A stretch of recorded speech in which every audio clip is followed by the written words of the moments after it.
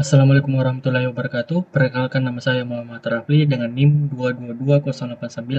Di video ini saya akan mempresentasikan kebocoran data BPJS tahun 2021. Kasus ini terjadi pada bulan Mei tahun 2021 ketika seorang peretas dengan nama pengguna Codes mengklaim memiliki dan menjual sekitar 279 juta data penduduk Indonesia dari forum gelap atau dark web.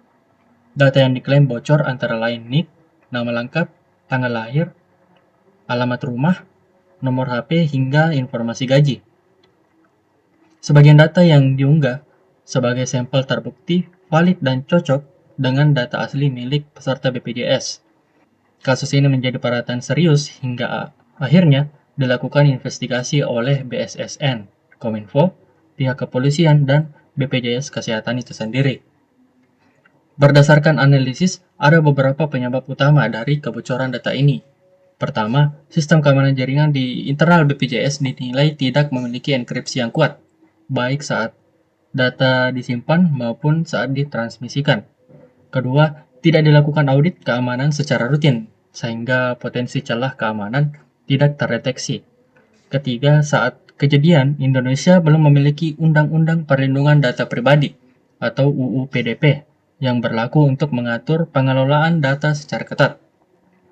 Dan yang terakhir, pengawasan terhadap pihak ketiga atau vendor IT juga masih lemah.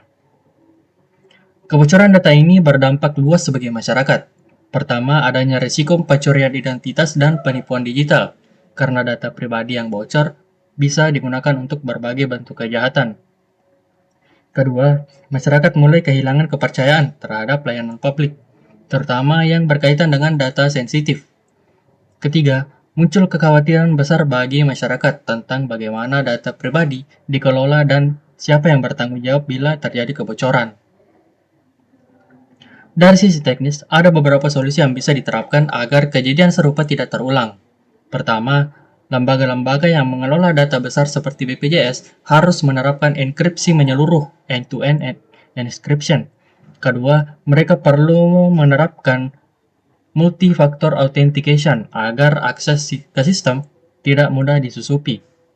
Ketiga, audit sistem harus dilakukan secara rutin, dan log aktivitas sistem harus dipantau secara real-time. Keempat, diterapkan prinsip Zero Trust, di mana tidak ada perangkat atau pengguna yang langsung percaya pada proses verifikasi. Selain solusi teknis, perlu ada penguatan dari sisi kebijakan. Salah satu langkah besar adalah dengan disahkannya Undang-Undang Perlindungan Data Pribadi atau UU PDP pada tahun 2022 yang menjadi payung hukum utama perlindungan data pribadi di Indonesia. Kemudian perlu ada peningkatan kapasitas sumber daya manusia bidang keamanan cyber, terutama di lembaga pemerintahan. Lembaga juga sebaiknya menerapkan standar internasional untuk menjamin keamanan informasi. Dan terakhir, transparansi kepada publik sangat penting bila terjadi insiden kebocoran, agar tidak ada yang ditutupi dan masyarakat mendapatkan informasi yang jelas. Sebagai penutup, kasus BPJS Kesehatan ini adalah peringatan serius bagi kita semua bahwa keamanan data pribadi bukanlah hal sepele. Setiap institusi, baik pemerintahan maupun swasta, harus mengutamakan keamanan jaringan dan sistem untuk melindungi data masyarakat. Kita sebagai individu juga perlu lebih sadar dan bijak dalam menjaga data pribadi, serta ikut mendukung kebijakan perlindungan data. Terima kasih atas perhatiannya. Wassalamualaikum warahmatullahi wabarakatuh.